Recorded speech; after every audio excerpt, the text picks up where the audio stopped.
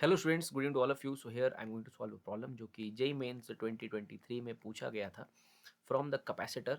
So here we have a parallel plate capacitor with air between the plates having capacitance 15 picofarad. Separation between plates become twice and space is being filled with dielectric of some dielectric value 3.5. The capacitance becomes x by 4 picofarad.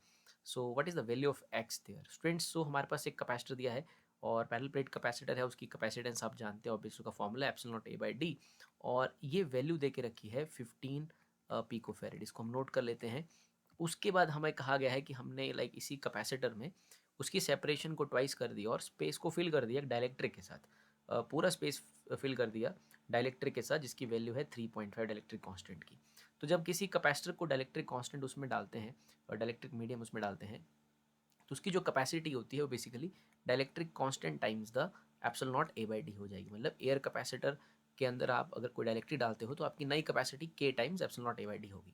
और उन्होंने कहा है कि this के epsilon not a by D साथ में plates के बीच की जो सेपरेशन है उसे भी ट्वाइस किया गया. तो मैं यहाँ पर 2D लिखूंगा अब.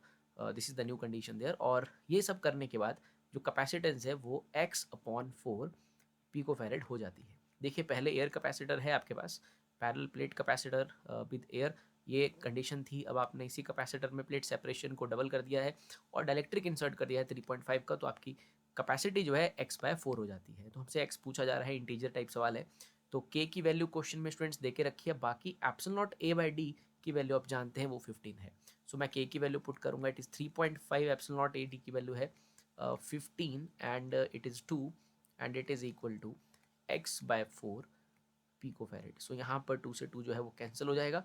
सो 2 क्रॉस मल्टीप्लाई होगा. 2 into 3.5 is 7 multiplied by 15 is equal to x picofarad. So यहाँ से हम मल्टीप्लाई कर लेंगे. It is 105 105. सो x का वैल्यू हमें मिल जाता है. So basically x is 105. So this is the answer for this problem. Thank you.